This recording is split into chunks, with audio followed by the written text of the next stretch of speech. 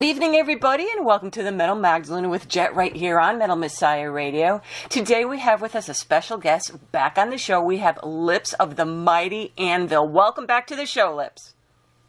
Hello, yeah, great to be here. So, hey, Lips, Anvil has its start way back in the late 70s, and you guys are still cranking out the albums.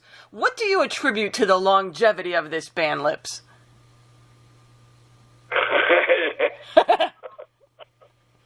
That's a pretty funny question. Insanity. Maybe I'm crazy. I don't know. Well, we still love you. So incredible stubbornness. Loving what we do. Loving what we do, man. There you go. And hey, how did you get the name Lips anyways, for those of us that don't know? Well, actually, it's a nickname that Rob's father called me. It's just because every time I get in a conversation, it just go on and on and on and on, and just Lips. And it kind of stuck. Now we're going to talk about the new album you have out, but first of all, really quick, your first album came out back in 1981, so tell us a little bit about the early days of Anvil, Lips, and touring, and what the scene was like back then. It's so much different than now. Yeah, it was the days that you pull into a club, and you'd be there for a week. They'd pay you, if you were lucky, a few $100, and it would pay for the rental of the truck that took your equipment there, and pay the bank payment for the equipment you bought, and leave you with $25 for groceries for the week. And Those are the old days. And I was going to say, and back then, I don't even think we... Yeah, and luckily living in Canada, you open up the window and you're in your old beat up hotel room, and you put all your cold things like your meat and your milk and the cold stuff that you bought at the grocery store in the windowsill to keep it cold because it's winter outside. And then we'd have little electric hot plates and pots and pans, and you have to eat like that. That's how you survive. And we played clubs like that for a week at a time, and all over basically the northern parts of Ontario and Quebec. Endless weeks of work. But even back then, did you mind so much? Like now, I would be an anxiety mess if I had to live like that. Well, I don't know that I want to do it now. Not at this point, but when I was 21, 22 years old, it was no problem. And now, hey, Lips, when you and Rob were kids, what were some of the bands that you were going to see that made you guys want to start your own band up? Jeez. If you can remember. Oh, yeah. I mean, the earliest shows that I can remember, like as an example, I mean, my lifeline goes simultaneous to electric guitar. Fundamentally, 1956, I was born, so by the time 1959, I was singing All Shook Up by Elvis. So I became aware of rock and roll when it was new, not when it was in retrospect, in a certain sense. I might have become aware a little late in it, but still nonetheless aware. So, Chuck Berry meant as much to me as it probably meant to Paul McCartney. So, I understand what rock and roll is because I grew up with it. It was part of my part of my fabric. You know, so it's a great thing. So, you know, following through with that, just following the electric guitar. So by the time I was 10, by the time the first Rolling Stones albums and Beatle albums that came out, I was buying them and learning how to play from that music that was brand new at the time, not something from the past. And as you're learning from this, all of a sudden Hendrix happens, and you're learning from that, and it's really fascinating that, and that is actually somehow projected today when I sit and I write music, is that I'm writing music from all my life, from the eras, from different portions and pieces and segments in my life I'm drawing influence from when I create my music of today. So you get songs like Rock That Shit, which has complete and utter ties to the original rock and roll. Not to the remakes, but to the original stuff.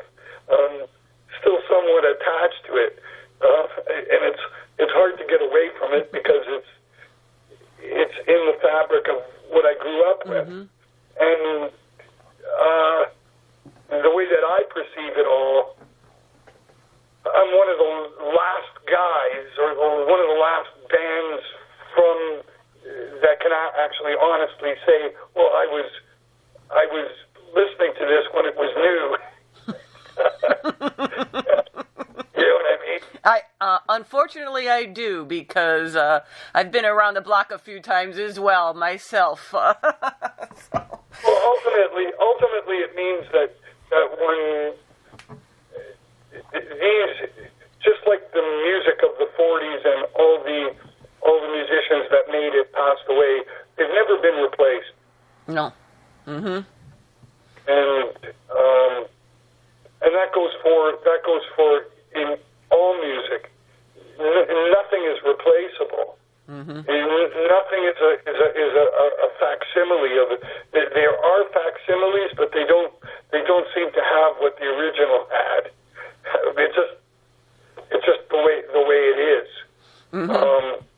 They're very, very individual things, and when all that goes away, there's only what's going to be left. Right. No, I totally understand. But, and part of the reason that there isn't stuff left is because most of the infrastructure of the business itself is broken. Mm-hmm. And you can't make money from physical product, so therefore there's no real financial support. So for bands to flourish or bands to get promoted to the levels that they need to be to break big. That's why it's so difficult for bands to become stadium bands. There's only a couple. Mm-hmm. That's why there's not many, and they're going to get less and less as time goes on. Not because the popularity is gone, but because they're dying. This is true. And there's nothing really replacing it.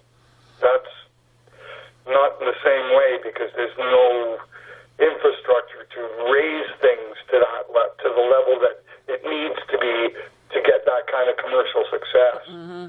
Well, that's very true, because nowadays, like you said, if they're not a Metallica or a Slayer or something like it, people can't survive off of that, so they have to have jobs. When they have jobs, they can't tour or do all the things that they need to do to get their music out there, and it's like you said, it's a very difficult industry nowadays. Yeah, incredible. Just incredible how difficult it could be. Particularly for an upcoming band or but somebody trying to break into the business, it couldn't. I don't think it could possibly be more difficult. Mm-hmm. A lot of people would argue, well, now you've got YouTube. Well, what's making anybody go watch your song? Mm-hmm. Or listen to your song? Mm-hmm. What's going to make them go to YouTube to listen to your song? A lot Right. Right. Well, even then, it's like you said, if they go to YouTube, listen to the song, they're not buying it. It's free, so you still can't, you're getting your music out there. Hopefully they're coming to the shows, but, right off the bat. It's turned the business into a completely different yeah, business model. The only time your music is worth anything is actually before you record it. Right. Or before it's been released, when you actually hold on to it and no one has it. Mm-hmm. That's when it's actually worth something. So, pledge campaigns. But the problem with pledge campaigns, when it comes to a new band, why is somebody going to pledge for something that has no track record? Right. And that's a real difficult one. So you have no choice but to get your music recorded. Then what do? Well, then comes the live aspect. The first step in being a young band is to create a music and a style that is only your own, is finding uniqueness. Mm-hmm. And then you have to go get it out there live. Mm-hmm. Don't even worry about getting it recorded so much as getting out there live. And that means investment. If you really believe, and you got to pay for a rehearsal place, you got to pay for everything that you do in music. So you got to pay to get on a buy-on, or you got to sell tickets. Go do it. Mm-hmm. Be hungry. Go do it. You got to be seen live. Mm-hmm. That's what it means. That's true. So that ultimately, that it's. That's your door-to-door salesman. That's your vacuum demonstration. If you were selling vacuum cleaners, you'd have to do a demonstration, wouldn't you? Mm-hmm. You dump some dirt on the rug and you show how powerful the vacuum works. Okay, buy it. Come on, buy it. Mm-hmm. Well, you got to do the same thing with your music. And sometimes you do the demonstration and they don't buy it. So you got to do another one. Mm-hmm. You got to do another one. And you get so good at that demonstration that, holy shit, you start selling vacuum cleaners. You know what I mean? Yes, absolutely. And that's probably some proof. And now having said that, that's what the concept that came to mind when we thought of pounding the pavement. Mm-hmm. Because it's exactly the same thing. The best way to sell your music is being a great live band. And the only way to become a great live band is being out there playing a lot. Mm-hmm. So that's the equation. You can worry about recording once you become a great live band. Right.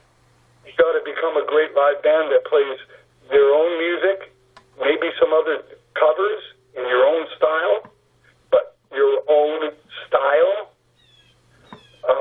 It's about acquiring uniqueness and an audience. Mm-hmm. And the only way that you can do that is live, because you need to demonstrate. You need to do your vacuum cleaner salesmanship. That's it. I think that's probably some good advice. And Lips, you just mentioned the new album, where you got a new album. It's coming out in a few days on Steamhammer SPZ called Pounding the Pavement. And you just mentioned us the idea behind the title of that. So where did you guys record this album? We recorded this album in Germany at a place called the Sound Lodge with a gentleman by the name of Jörg Uken. Mm-hmm. And it was a great experience, and we hope that it's going to happen again. What can I say? Guys, they do great work. Great studio. And it sounds really good, too, so that's always a plus. And it's nice to get away, too. Yeah. And, okay, so the very first song I listened to, the track 1 off the album, Bitch in a Box. Right away, as soon as I got this in my inbox and I heard it, put a huge smile on my face, and it sounded great. So tell us some of the lyrical content on the other songs, and where the heck do you draw your inspiration, so to speak, when you're writing these lyrics, Lips? You know what? It's environment. It's what's around me. It could be something I saw on Facebook. It could be something I saw on TV. It could be something I heard on the radio. It could be virtually anything. In this particular case with Bitch in the Box, my wife and I were driving along, and we're trying to figure out where we're going, and she's got her Google thing up, and she's looking at it on the map, and then she goes, "Oh, fuck this! I'm just going to ask the bitch in the box." And I went, "What?" I go, "What did you just say?" She goes, "The bitch in the box." I go, "What's that?" And she goes, "The GPS." I went, "Wow, what a name, what a title, what a fucking concept." Well, I hope you gave her some credit on the album for that one. Yeah, it's just, it's just funny because I figured, oh, geez, women are, by calling it Bitch in the Box, women are going to be going, "Oh my God, that's sexist." It's like, it came from a woman. I got it from a woman. I got the saying from women. Oh, sorry. So then how did you guys approach this album now musically, Lips? Musically, very natural. It's whatever you might feel. Simple as that. Go in, play a riff. If we all like it, we all join in. That's about it. That's simple. That's what the chemistry is.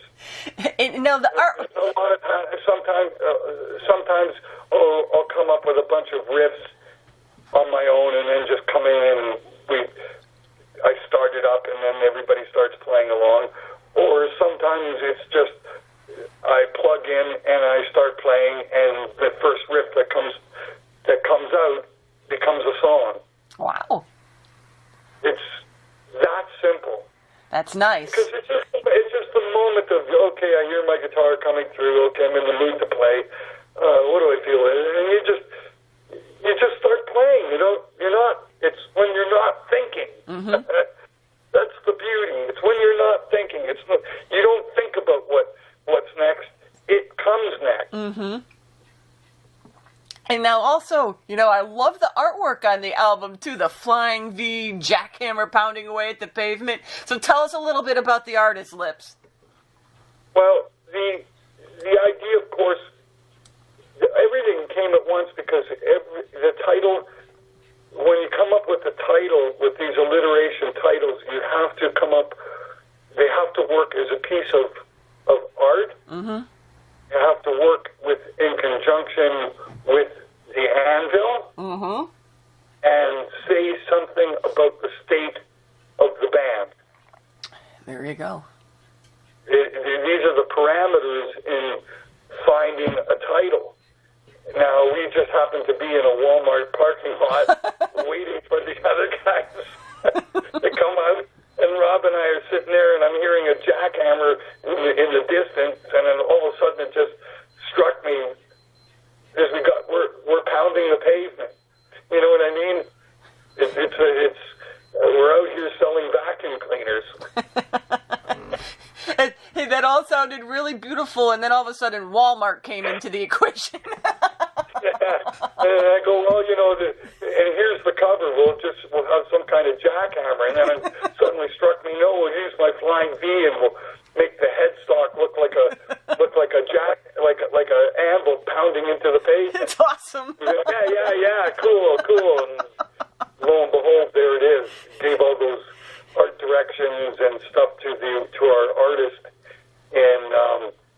in Germany, and we even we had to do a lineup picture. Basically, you create a photograph.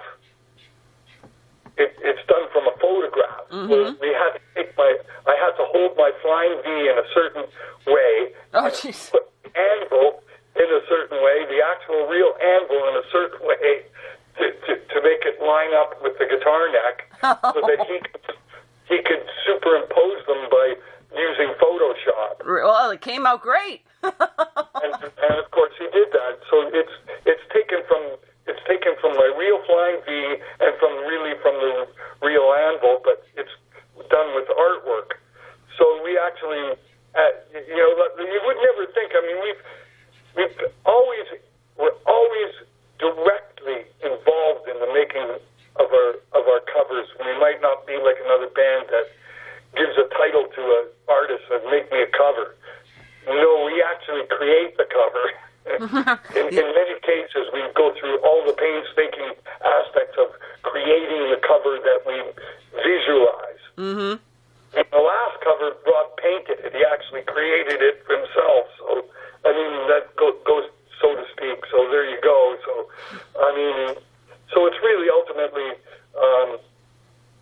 the guy in Germany becomes our artist, but it's all of our concepts and our art direction that's making the pieces of art. So we're really the authors of the artwork. I might not have actually put it on. I might not have actually put it on the canvas, but I created the entire idea of what goes on the canvas. And it's perfect, like you said. All those things that you wanted the cover to come out with all came together, and it's perfect for this album. And now, are you guys going to do any videos for this album? I don't know. Well, I see you're going to be... You never know. I see you're going to... Never know. I know. We never know what to expect from you guys' lips, ever. and I see you guys are going to be spending the winter in Europe.